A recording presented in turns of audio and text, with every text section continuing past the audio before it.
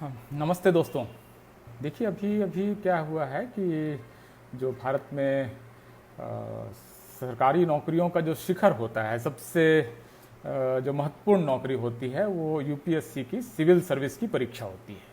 इसके जरिए भारत में ब्यूरोक्रेसी का चयन होता है और वो जो ब्यूरोक्रेट हैं वो बहुत शुरुआती दौर से ही बहुत ऊपर के पोजीशंस पे होते हैं और धीरे धीरे वो पूरे देश को चलाने वाली जो नौकरशाही है, ब्यूरोक्रेसी है, उसका निर्माण इसी परीक्षा से होता है। और इस परीक्षा का जो संचालन है वो यूनियन पब्लिक सर्विस कमीशन करती है। हर साल इसमें बड़ी संख्या में ऑफिसर्स नियुक्त किए जाते हैं जो दूसरी नियुक्ति होते होते कलेक्टर बन जाते हैं, फिर आप देखेंगे वो कमिश्नर बन जाते हैं, एसपी, डीएसपी, अलग अलग स्ट्रीम में वो अलग अलग पोजीशंस पे चलते हैं। तो एक तरह से इस देश को दो जो बड़े इंस्टीट्यूशंस चला रहे हैं, उसमें एक इंस्टीट्यूशन जो है वो पॉलिटिकल पार्टीज हैं, पॉलिटिकल फोर्सेस हैं, और दूसरी जो बड़ी इंस्टीट्यूशन है वो ब्यूरोक्रेसी है जो इस देश को चलाती है। इसका ताज़ा रिजल्ट आया है अभी अभी। मैं आपको स्क्रीन दिखा रहा हूँ, शायद आप अगर ये स्क्रीन खोल रखी है, अगर आप final result of civil service exam 2019 डालेंगे तो आपको ये रिजल्ट दिखेगा। पीआईबी की वेबसाइट पर है, ये सारा रिजल्ट आपके पास है। और मैं आपसे बल्कि रिक्वेस्ट करूँगा कि आप यूपीएससी फाइनल रिजल्ट पीआईबी करके आप इस विंडो को खोल लीजिए ताकि आपको अंदाज़ा लगे कि ये किस बारे में मैं आपसे बात कर रहा हूँ। तो अगर आपने ये विंडो खोल लिया है तो अब मैं आपको सर्च सिर्फ ये करना है कि सिविल सर्विस एग्जामिनेशन 2019 रिजल्ट, इसको सर्च करेंगे तो आप पीआईबी की वेबसाइट पे जाएंगे, जो भारत सरकार का रिजल्ट वहीं पर आता है। ये परीक्षाएं 2019 में हुई थी और अगर आप इसमें देखेंगे तो टोटल जो वैकेंसीज थी वो 927 वैकेंसीज थी। इसमें IAS 180, Indian foreign service 24, Indian police service मतलब IPS 150, central service group A के 438 पोस्ट और ग्रुप बी के 135 पोस्ट, मतलब कुल मिलाकर 987 पोस्ट के लिए ये परीक्षा हुई थी। मतलब 927 ऑफिसर्स इस परीक्षा के जरिए चुने जाने थे। फिर से मैं बता रहा हूँ, आईएएस इसमें 180, Indian foreign service 24, Indian police service 150, central service group ए 438 और ग्रुप बी सर्विस 135। इतने ऑफिसर्स का इसमें टोटल सिलेक्शन होना था। अब इसमें से आपको मैं फिर से ये दिखाता हूँ। इसमें अगर आप देखेंगे, शायद आप देख पाएंगे इसमें, तो आप पाएंगे कि टोटल 397 पोस्ट जो हैं वो जनरल कैटेगरी के लिए हैं, मतलब ओपन पोस्ट हैं। इकोनॉमिकली वीकर सेक्शन जो इस बार से शुरू हुआ है 83 पोस्ट, ओबीसी के 251 पोस्ट, शेड्यूल्ड कास्ट के 129 पोस्ट और शेड्यूल्ड ट्राइब के 67 पोस्ट। ये टोटल इतनी नियुक्तियां इस साल होनी है। तो इतनी नियुक्तियां अगर होनी है तो इसके हिसाब से आप कह सकते हैं कि इतने का रिजल्ट आया होगा, 927 लोगों का रिजल्ट आया होगा। अब मैं आपको इनका रिजल्ट दिखाता हूँ। टोटल जो रिजल्ट है वो आप खोल कर देखिए, फाइनल रिजल्ट जो है। तो इसमें सबसे पहले नंबर पर जो टॉप पोजीशन है इस सिविल सर्विस में इस साल जो पास किया है वो प्रदीप सिंह है, फिर जतिन किशोर हैं, फिर प्रतिभा वर्मा है, फिर हिमांशु जैन है, फिर जयदेव सीएस हैं, फिर विशाखा यादव हैं। और इस तरह से करते करते अगर आप उसके रिजल्ट के छठे पेज पे जाएंगे तो आपको दिखेगा कि कुल मिलाकर 829 ऑफिसर्स का चयन हुआ है। सुनील कुमार लास्ट आखिरी कैंडिडेट जो हैं वो सुनील कुमार हैं। ये आप फिर से देख सकते हैं, मैंने आपके सामने ये विंडो फिर खोल रखा है।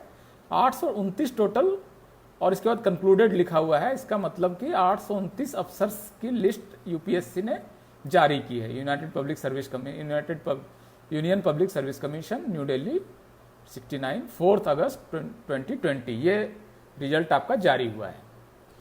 अब आप कहेंगे कि अगर टोटल 927 अफसरों का सिलेक्शन होना है, विज्ञापन अगर 927 ऑफिसर्स का जारी किया गया है, तो ऐसी हालत में 927 ऑफिसर्स का टोटल सिलेक्शन होना है और आपका रिजल्ट आ रहा है 829 लोगों का। ये क्या है? मतलब अगर पता नहीं, शायद इसको आप रिवर्स में देख रहे होंगे, लेकिन जो भी, मतलब ये कुल मिलाकर आपको बहुत सारे ऑफिसर्स का गैप मिल रहा है कि 927 अफसरों की नियुक्ति होनी है और 829 का रिजल्ट देना है। ये आप अगर रिजल्ट देखेंगे, आप लोगों से मैंने रिक्वेस्ट किया था कि आप सरकारी साइट पर जाकर रिजल्ट खोल कर रखें इस बीच में, ताकि आपको इसकी सारी जानकारी बिल्कुल ऑथेंटिक तरीके से, मैं कोई जानकारी ऐसी नहीं दे रहा हूँ जो भारत सरकार की वेबसाइट पर अवेलेबल नहीं है।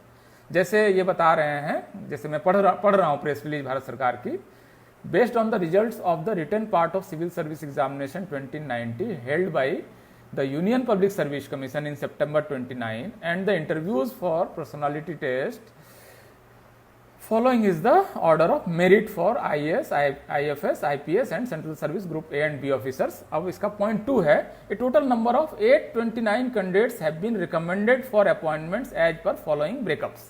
अब ये 829 लोगों की लिस्ट उन्होंने जारी कर दी कि आप 829 अफसरों की नियुक्ति कर लीजिए। इसमें 304 अफसर जनरल कैटेगरी के हैं, ईडब्ल्यूएस के 78 अफसर हैं, ओबीसी के 251, शेड्यूल्ड कास्ट के 129 और एसटी के 67। मुझे उम्मीद है कि आप सारे लोगों ने भारत सरकार की वेबसाइट इस समय खोल रखी होगी, यूपीएससी या पीआईबी या कहीं पर भी भारत सरकार की वेबसाइट से मेरे ख्याल से आप इस समय रिजल्ट देख रहे होंगे। और मैं जो कह रहा हूँ वो ऑथेंटिक है, इसके बारे में आप देख सकते हैं, कोई भी इस टैग को खोल सकता है, खोल के देख सकता है। मतलब कुछ भी ऐसा मैं नहीं बोल रहा हूँ जो कि भारत सरकार नहीं बोल रही है। तो अगर 927 अफसरों की नियुक्ति होनी है और 829 का रिजल्ट दिया गया है, तो बाकी क्या हुआ, बाकी अफसरों की लिस्ट कहाँ है? मतलब ये टूल मिलाकर डेफिसिट जो है वो 927 में से आप घटा दीजिए 829, तो 8 टोटल 927 में से 829 घटाएंगे तो 98 अफसर्स फिर कहाँ गए, ये कहाँ पर है? अब इसके बारे में क्लैरिफिकेशन यूपीएससी दे रहा है। इस क्लैरिफिकेशन को आप फिर भारत सरकार की वेबसाइट में आपको दिखा रहा हूं। इसमें क्या लिखा हुआ है? In accordance with rule 16(4) and 5 of the civil service examination rule 2019, the commission is maintaining a consolidated reserve list of candidate as under general 19, EWS 9, OBC 71, SC 8, ST 7, total 182 candidate की इन्होंने एक रिजर्व लिस्ट जारी कर दी है। Total result ये नहीं दे रहे हैं एक मुश्त, एक साथ ये सारा रिजल्ट नहीं दे रहे हैं। ये टोटल 182 लोगों का रिजल्ट इन्होंने रोक रखा है। यहीं पर दरअसल पेंच है, यहीं पर बहुत बड़ा एक खेल हुआ है। खेल ये है दरअसल दोस्तों कि ये जो 91 ऑफिसर्स हैं, ये बाद में जो नियुक्त किए जाएंगे, ये कौन लोग होंगे? दरअसल ये 91 के 91 ऑफिसर्स जनरल कैटेगरी, जनरल में भी अपर कास्ट से ये 91 ऑफिसर्स दरअसल नियुक्त कर लिए जाएंगे।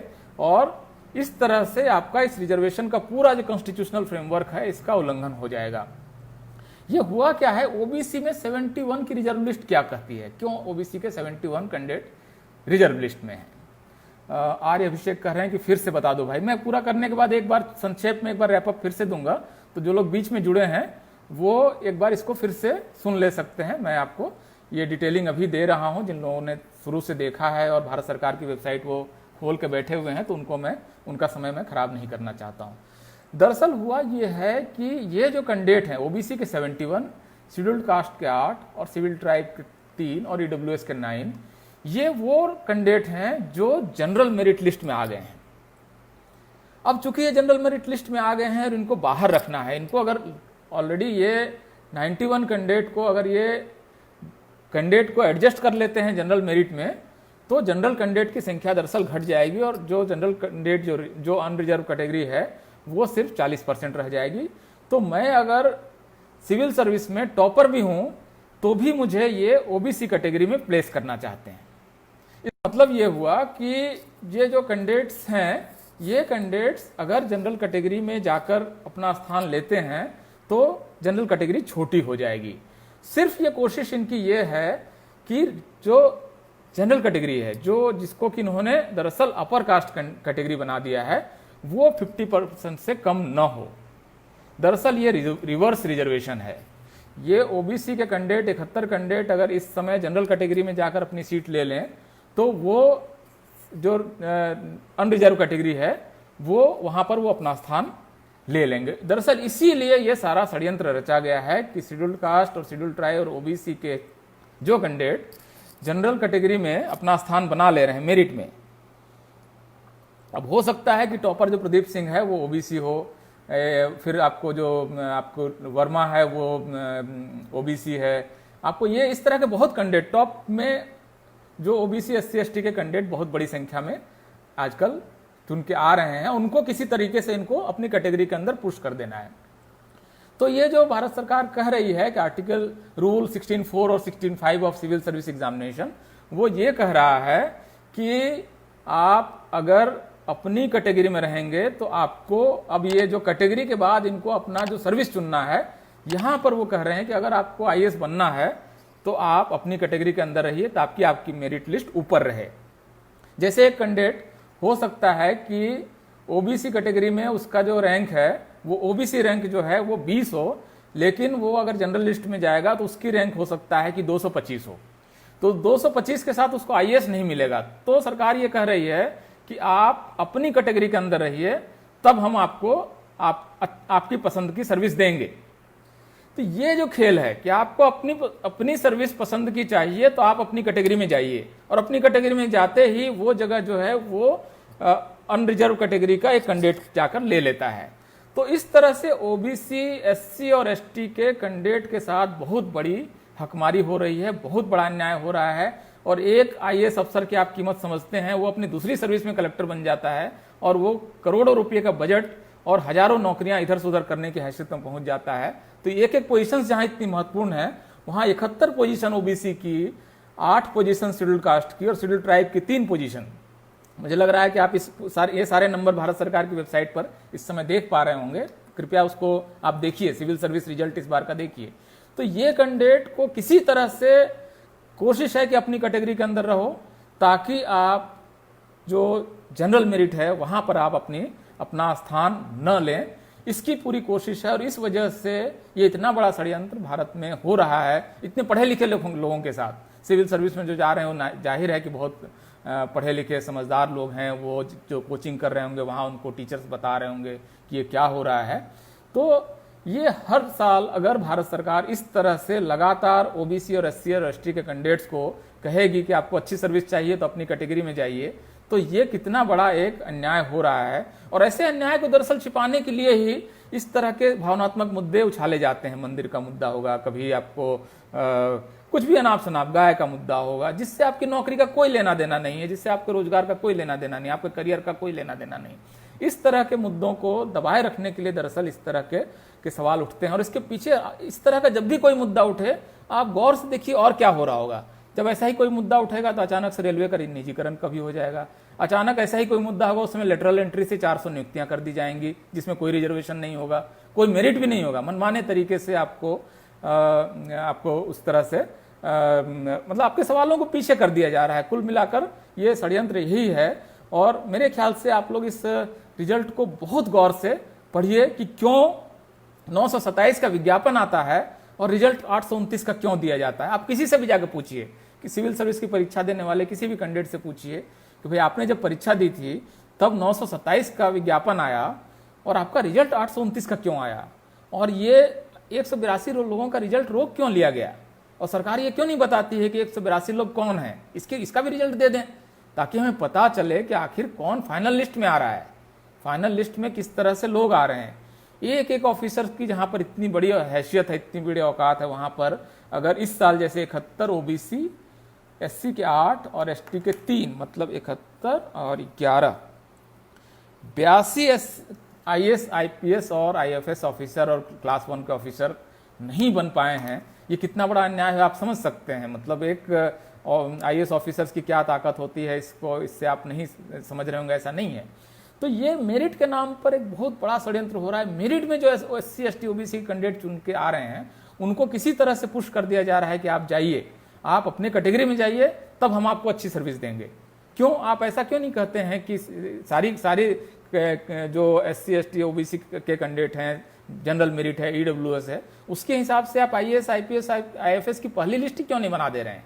आपकी कोशिश ये क्यों है कि वो अपनी कैटेगरी में जाए ताकि अपनी कैटेगरी की सीट ले, और जो ओपन कैटेगरी है उसमें अपनी सीट न ले? ये इतना बड़ा षड्यंत्र हो रहा है। दरअसल अब ये है कि आप इस ऐसी स्थिति में क्या कर सकते हैं। देखिए, आपको सबसे पहले तो आपको इन षड्यंत्रों को समझना पड़ेगा। ये षड्यंत्र काल है, सीधे सीधे कोई लड़ाई नहीं होगी, आपको सीधे सीधे कोई नहीं कहेगा कि आपका रिजर्वेशन खत्म किया जा रहा है। ये कहने की आज की तारीख में किसी की हिम्मत नहीं है। जो रिजर्वेशन खत्म कर रहा होगा वो कहेगा कि मेरी लाश पर ही रिजर्वेशन खत्म किया जा सकता है। जो लेटरल एंट्री के जरिए हर साल बड़ी संख्या में बगैर रिजर्वेशन के नौकरियां दे रहा है, वही आदमी ये कह रहा है कि मेरी डेड बॉडी पर ही आप रिजर्वेशन खत्म कर सकते हैं, और रिजर्वेशन और संविधान के लिए तो मैं अपनी जान दे दूंगा। तो ये इस तरह से आपको षड्यंत्रों के जरिए ही आपसे निपटा जा सकता है। भारत की 85% आबादी को सीधे लड़ाई में कोई हरा नहीं सकता है। उनकी हार होनी है तो षड्यंत्रों के जरिए होनी है। आपके अपने ही लोगों को उस षड्यंत्र में हिस्सेदार बनाकर होना है। SC ST OBC के ही कुछ नेताओं को लालच देकर अपने साथ रखकर ये षड्यंत्र होना है। पहला हमारा दायित्व ये है कि इस तरह के षड्यंत्रों को समझें।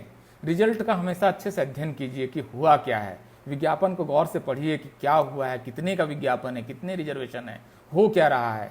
इस चीज को बहुत अच्छे से समझने के बाद ही आपको समझ में आएगा कि क्यों विज्ञापन 927 का आता है, क्यों रिजल्ट 829 का होता है, क्यों एक रिजर्व लिस्ट बना दी जाती है कि बाद में इसके बारे में फैसला होगा, और बाद में क्या फैसला होता है इसकी कभी घोषणा नहीं होती है। ये चुपके से होता है। ये जो आपको 182 लोगों की लिस्ट है, जिसमें से 91 जनरल, EWS 9, OBC 71, SC 8 और ST 3 है, इसका अगर आप रिजल्ट इस समय RTI से मांगने जाएं कि इनका रिजल्ट दीजिए, तो आपको RTI का तो 15 दिन के अंदर में आपका नतीजा आ जाएगा। आप RTI डाल के देखिए, UPSC में डालिए और DOPT में डालिए कि भाई हम ये जो आप जिनके रिजल्ट नहीं दे रहे हैं उसके आप हमको उसके बारे में उनका ब्यौरा दीजिए, उनका नाम बताइए, तो आपको ये ब्यौरा कतई नहीं दिया जाएगा। इसको हमेशा कॉन्फिडेंशियल रखा जाएगा।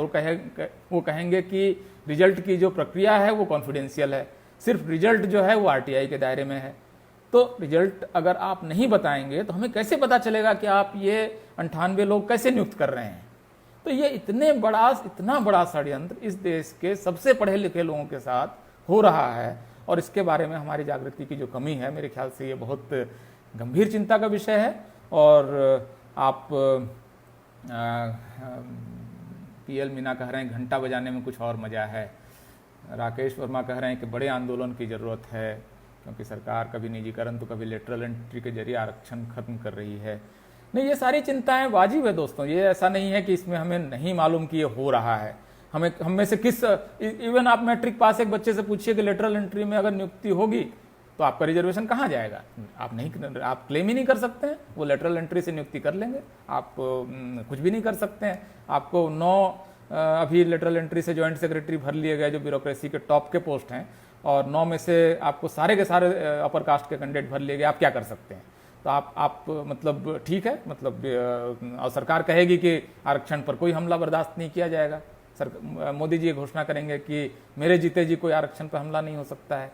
तो ये जो सुब्रमण्यम स्वामी ने कहा था कि देखिए, भारत सरकार रिजर्वेशन खत्म करने की कभी कोई घोषणा नहीं करेगी। हम रिजर्वेशन को इतना कमजोर कर देंगे कि रिजर्वेशन बाद में कोई मांगेगा ही नहीं। मेरे ख्याल से यही रणनीति है, यही स्ट्रेटजी इस समय भारत सरकार अपना रही है। जैसे कि आपको पहले एक तो सिविल सर्विस में ऑफिसर्स की संख्या कम कर दी गई, लगातार 1200 के आसपास अफसर नियुक्त होते थे, इस साल 900 अफसर नियुक्त हो रहे हैं। तो ये सारा षड्यंत्र हो रहा है, और इसको लेकर मुझे लगता है कि बहुत जागृति की जरूरत है। सबसे पहले देखिए, लोकतंत्र है। अगर हम जागृत हैं और अपने लोगों को, पढ़े लिखे लोग हैं तो जाहिर है गांव तक के लोगों को हम उनको जागृत कर सकते हैं। ये क्षमता हमारे अंदर है। हम में से एक आदमी हजार लोगों तक सोशल मीडिया के जरिए पहुंचने की क्षमता रखता है। तो ये जो अब पल्लव तिवारी कह रहे हैं क्यों चूतिया बना रहे हो सबको, मतलब ठीक है, आप अगर लग रहा है, आप खुद भारत सरकार का रिजल्ट देख के मुझे समझाइए कि क्यों 927 का विज्ञापन आया था और क्यों 829 का रिजल्ट आया था। तिवारी जी, मैं मान लूंगा कि आपकी बात सही है कि मैं बेवकूफ़ बना रहा हूँ। आप समझदार बनाइए ना, आप इसी में कमेंट में बताइए उसका कारण क्या है। तो ये ठीक है कि आपके अपने हित हैं, सीधे सीधे बोलिए कि हमारे तिवारी जी का अपना हित है और इसलिए वो अपनी एक पोजीशन ले रहे हैं। जैसे बाबा साहब ने कहा था कि भाई आप अपने सामुदायिक हितों से गाइड होते हैं, तो जिन समुदाय का हित आरक्षण को कमजोर करने में है, उनका वो अगर आरक्षण को कमजोर कर रहे हैं तो फिर कोई दिक्कत नहीं है, आप ठीक है। लेकिन आपकी पोजीशन कोई न्याय की पोजीशन नहीं है। न्याय की पोजीशन यही है कि 927 का अगर विज्ञापन आया है तो 927 का रिजल्ट भारत सरकार को देना चाहिए। 829 का रिजल्ट भारत सरकार क्यों दे रही है, इसी प्रश्न को सबसे पहले पूछा जाना चाहिए। और इसको लेकर देखिए, अगर आप बात करेंगे तो ये मत कहिए कि नेता क्यों नहीं बोल रहा है। नेता दरअसल आपकी तरफ देख रहे हैं कि अगर आप में पर्याप्त उसको लेकर अवेयरनेस है तो वो आपके साथ खड़े हो जाएंगे। उससे पहले आप उम्मीद करेंगे कि कोई पॉलिटिकल पार्टी खड़ी हो जाएगी, ऐसा नहीं होगा। पढ़े लिखे लोगों का सवाल है, बिल्कुल प्रबुद्ध लोगों का मुद्दा है, कोई भावनात्मक मुद्दा नहीं है। बहुत गौर से अपने दोस्तों के साथ बैठकर भारत सरकार की साइट पर जाकर रिजल्ट देखिए, अध्ययन कीजिए कि हो क्या रहा है, क्यों जितने का विज्ञापन आता है उतने का रिजल्ट क्यों नहीं आता है, एक रिजल्ट लिस्ट गुपचुप तरीके से जो अनाउंस नहीं होती वो क्यों जारी हो जाती है, और उसमें फिर उसमें बाद में किसको नियुक्त कर लिया जाता है। भारत सरकार ये लिस्ट कभी जारी नहीं करती है। तो ये जो षड्यंत्र है इसको समझने की जरूरत है। ये यूपीएससी स्कैम है और मुझे लगता है कि आप सारे लोग अगर आपने इसको शेयर कर लिया है तो इस वीडियो को बहुत सारे लोग देख रहे होंगे। तो मैं एक बार इस पूरे मामले को रैपअप कर देता हूं। इससे पहले मैं आप सारे लोगों से रिक्वेस्ट कर रहा हूं कि एक बार प्लीज शेयर बटन एक बार दबा दीजिए ताकि ये वीडियो ज़्यादा लोगों तक पहुंच सके। प्लीज़ एक बार आप शेयर का बटन दबा लें। उम्मीद है कि आपने शेयर बटन दबा दिया होगा। मैं शुरू से शुरू कर रहा हूं, ठीक 5 मिनट के लिए मैं इसको रैपअप करूंगा। शेयर बटन दबाएं ताकि ज़्यादा से ज़्यादा लोगों तक पहुंच सके। कुछ नए और दोस्त जो यंग हैं, जो यूपीएससी की तैयारी कर रहे हैं, एटलीस्ट वो लोग इसको देख सकें, क्योंकि उनका करियर है। 5-5 साल 6-6 साल लोग तैयारी करते हैं और आखिरकार जब सरकार रिजल्ट देती है तो इतना बड़ा घोटाला कर देती है। देखिए हुआ क्या है इस साल, मतलब अभी जो रिजल्ट आया है 4 अगस्त को भारत सरकार ने रिजल्ट जारी किया है 12:56 पर। यह रिजल्ट जो है ये 2019 में हुई परीक्षा का है और ये परीक्षा जब विज्ञापन इसका आया था तो टोटल 927 पद के लिए ये विज्ञापन आया था। 927 ऑफिसर्स सेंट्रल सिविल सर्विस में नियुक्त होने थे। इसमें आईएएस के 180 पद, आईएफएस के 24 पद, मतलब इंडियन फॉरेन सर्विस के 24 पद, इंडियन पुलिस सर्विस के 150 पद, सेंट्रल सर्विस ग्रुप ए के 438 पद और ग्रुप बी सर्विस के 135 पद, मतलब कुल मिलाकर 927 पोस्ट के लिए टोटल वैकेंसीज निकली थी। इसमें से जनरल कैटेगरी के लिए 397, ईडब्ल्यूएस के 83, ओबीसी के लिए 251, एससी के लिए 129, एसटी के लिए 67, ये टोटल वैकेंसीज निकली थी। विज्ञापन आप देख सकते हैं, कोई भी आदमी चाहे तो इसका विज्ञापन देख सकता है। अब लेकिन जब रिजल्ट आता है तो हम सारे लोग चौंक गए कि 927 का जो विज्ञापन आया था इसकी जगह भारत सरकार ने सिर्फ 829 लोगों का रिजल्ट क्यों दिया, बाकी लोग कहाँ गए, 98 पोस्ट का रिजल्ट क्यों नहीं आया। तो ये जो 829 लोगों का रिजल्ट आया, इसमें से 304 लोग general category, EWS 78, OBC 251, scheduled caste 129 और शेड्यूल्ड ट्राइब 67, ये टोटल रिजल्ट आया। आप सारे लोग अभी भारत सरकार की साइट पे जाकर ये रिजल्ट देख सकते हैं। इसके साथ सरकार ने जो प्रेस रिलीज जारी की उसमें यह भी बताया कि in accordance with rule 16(4) and 5 of the civil service examination rules 2019, the commission is maintaining a consolidated reserve list of candidate as under general category 91, EWS 9, OBC 71, SC 8, ST 3 and total 182। तो 829 का result जारी किया गया और 182 candidate की एक reserve list रख ली गई जो भारत सरकार जिसके बारे में लोगों को नहीं बता रही है। इसमें से ओबीसी सबसे ज्यादा है 71। ये लिस्ट क्या है, ये जो हमने जब भारत सरकार से पता किया, और आप सारे लोग भी पता कर सकते हैं किसी भी अफसर से जो भारत सरकार में उससे पूछिए, तो दरअसल हुआ क्या है कि ओबीसी के 71 कैंडिडेट जनरल मेरिट में आ गए हैं। इसी तरह शेड्यूल्ड कास्ट के 8 कैंडिडेट जो हैं वो जनरल मेरिट में आ गए हैं और शेड्यूल्ड ट्राइब के 3 कैंडिडेट जनरल मेरिट में आ गए हैं।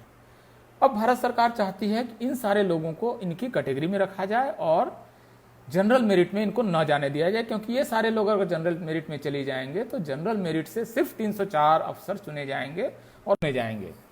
तो ये कुल मिलाकर कोशिश ये है कि ये सारे लोग अपने अपनी कैटेगरी के अंदर पैक हो जाएं और जनरल मेरिट जो ओपन लिस्ट है उसके अंदर न जाएं। इसीलिए भारत सरकार ने 182 कैंडिडेट की एक रिजर्व लिस्ट जारी की और इसमें ओबीसी, एससी, एसटी के कैंडिडेट्स को इसमें डाल दिया है और इस लिस्ट को पब्लिक नहीं किया गया। अगर आप चाहें कि इसके बारे में आरटीआई जानकारी ले लें तो मैं चैलेंज करता हूं आप में से कोई भी आदमी आरटीआई अभी डाल ले। 10 रुपये लगते हैं, ज़्यादातर जगह तो फ्री भी आरटीआई आजकल जाने लगा है ऑनलाइन। इसमें से कोई भी आपको आरटीआई से जानकारी नहीं मिलेगी कि ये 91 लोग और ओबीसी के 71 लोग कौन हैं जिनका कि आप लिस्ट नहीं जारी कर रहे हैं।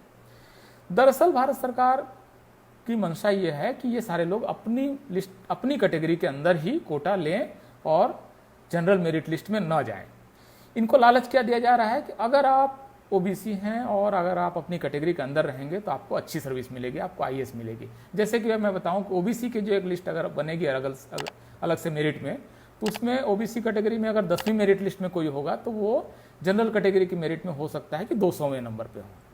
अब उसको कहा जाएगा कि अगर आप ओबीसी मेरिट लिस्ट को क्लेम करोगे तो आप आईएएस बन जाओगे, लेकिन अगर आप जनरल मेरिट लिस्ट में रह जाओगे तो हो सकता है कि आपको आईएएस, आईपीएस, आईएफएस नहीं मिलेगा।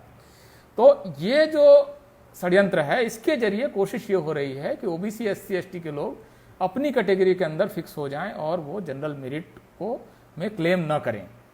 इसका मतलब ये हुआ कि जनरल मेरिट में 50% लोगों को रिजर्वेशन दे दिया गया है अपर कास्ट को। उसके अंदर एससी, एसटी, ओबीसी के कोई आदमी एंटर नहीं कर सकता है, क्योंकि उनको कहा जाएगा अगर आप यहां एंटर करेंगे तो आपको आपकी पसंद की सर्विस नहीं मिलेगी।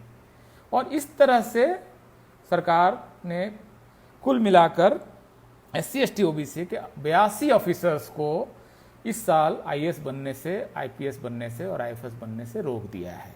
82 अफसर बहुत बड़ी संख्या होती है। एक कलेक्टर आप समझ सकते हैं, जो एक आदमी 5 साल में कलेक्टर बन जाता है। ये लोग कितनी बड़ी ताकत रखता है, एक कलेक्टर एक जिले का में कितनी बड़ी ताकत रखता है, ये आप में से किसी को बताने की जरूरत नहीं। भारत का हर आदमी जानता है कि कलेक्टर किस तरह जिले का मालिक होता है, करोड़ों का बजट होता है, कई हजार नियुक्तियां करता है, कई ठेके देता है। इतना पावरफुल पोजीशन है और इतनी पावरफुल पोजीशन के 82 SC, ST, OBC positions has been robbed by government and has been given to general category by this conspiracy. I am saying this conspiracy because this is a big scam and that is happening with some or other rules which should be challenged in the court. I don't know whether that will be challenged or not and how the court will respond. But still, आप अगर इसको आप देखें तो मतलब ये अगर ऐसा मामला है जिस पर कम से कम बात होनी चाहिए, और अगर संविधान में रिजर्वेशन का प्रावधान है तो आपको उसको लागू करना चाहिए, क्योंकि भारत सरकार का हर अधिकारी जो है, हर मंत्री और भारत सरकार का प्रधानमंत्री जो है, उसने संविधान की शपथ ली है। और संविधान के अंदर यूपीएससी का जो एक्ट है वो संविधान से बना है, सिर्फ संविधान के अंदर एक संवैधानिक संस्था है। तो एक संवैधानिक संस्था अगर आरक्षण का उल्लंघन कर रही है तो ये बहुत बड़ी समस्या है, गंभीर समस्या है। मुझे लगता है कि इसको लेकर आपको बात करनी चाहिए। आप सारे लोग भारत सरकार की वेबसाइट पर जाकर इस रिजल्ट को देखें, इसका अध्ययन करें, वकीलों से बात करें, छात्रों से बात करें, कैंडिडेट से बात करें। अमित प्रसाद ये कहने कोई मतलब नहीं कि SC, ST, OBC के लोग घंटा बजाने में लगे हुए हैं। जो लोग घंटा बजा रहे हैं वही लोग दरअसल इस देश में बड़ा बदलाव भी करते हैं। हो सकता है कि आज वो घंटा बजा रहे हों, लेकिन जो घंटा बजा रहा है वो जिंदगी भर घंटा बजाएगा ये मानने के लिए मेरे पास कम से कम कोई कारण नहीं है। इन्हीं लोगों ने इस देश में मंडल कमीशन भी लागू कराया है, रिजर्वेशन भी लागू कराया है और SC, ST एक्ट भी बचाया है। तो घंटा ठीक है बजा रहे हैं, लेकिन घंटा हमेशा बजाते रहेंगे ऐसा भी नहीं है, मतलब कि वो घंटा बजाने के लिए पैदा नहीं हुए हैं। तो अपने हक और अधिकार के लिए और नौकरी का जब मामला आएगा तो निश्चित रूप से कई तरह के हमले हो रहे हैं। आप सही कह रहे हैं प्रवीण कुशवाहा जी, आपकी टिप्पणी भी देख रहा हूँ। राजीव मिश्रा इस तरह के गाली गलौज आपके संस्कार बता रहे हैं, आपने क्या ट्रेनिंग ली है संस्कृत में पता नहीं। आरक्षण विरोधी सरकार, आशीष कुमार यादव। देखिए इस बीच में लेटरल एंट्री के जरिए ओबीसी में क्रीमी लेयर की जो नियम है उसको बदल के सारे नौकरी पेशा ओबीसी के लोगों के बच्चों को आरक्षण से बाहर करने का षड्यंत्र है। निजीकरण के जरिए रेलवे और बैंक में बहुत बड़े पैमाने पर SC, ST, OBC का रिजर्वेशन खत्म करने की कोशिश है। तो इतने सारे षड्यंत्र दरअसल एक साथ हो रहे हैं। ये कुल मिलाकर और हमें यहाँ फंसा दिया गया कि बस आप बचा लो, जो है आप आगे के लिए तो मांग करना इससे भूल ही जाओ, आप बचा लो, बस जो दिया गया उसको हम लगातार कभी इधर मारेंगे कभी उधर मारेंगे। मतलब इतनी जगह से दर्द उठेगा कि आपको पता भी नहीं चलेगा कि कहाँ पर आपको ऑइंटमेंट और मलहम लगाना है। तो ये इतने तरफ से ये षड्यंत्र हो रहा है। मुझे मालूम है इसके बावजूद कि आप प्रबुद्ध लोग हैं, समझदार लोग हैं और आप समझते हैं कि ये पावर जो है वो ब्यूरोक्रेसी की क्या है। तो इस बारे में निश्चित रूप से हम लोगों को बात करनी चाहिए। पॉलिटिशियंस को चिट्ठी लिखें, ये रिजल्ट का जो भारत सरकार की वेबसाइट से इस रिजल्ट को निकाल कर इसको भेजें लोगों को, और इस बारे में आप में जागृति निश्चित रूप से है, तभी आपने 1000 से ज़्यादा लोग एक समय इस वीडियो को देख रहे हैं। तो जाहिर है कई लाख लोग फाइनली इस वीडियो को देखेंगे। तो ये सारा ये मामला मेरे ख्याल से बड़ा मामला होने वाला है और इसको लेकर आप लोग ट्विटर पर भी यूपीएससी स्कैम नाम से एक ट्रेंड अब से थोड़ी देर में चलेगा। आप ट्विटर पर भी आएँ और वहाँ पर भी इसको चलाएं। SC ST OBC के लिए जीवन मरण का प्रश्न है और इसको आप गंभीरता से लेंगे, इस उम्मीद के साथ आप सबसे मैं विदा चाहता हूँ। जय भीम, जय फुले, जय मंडल।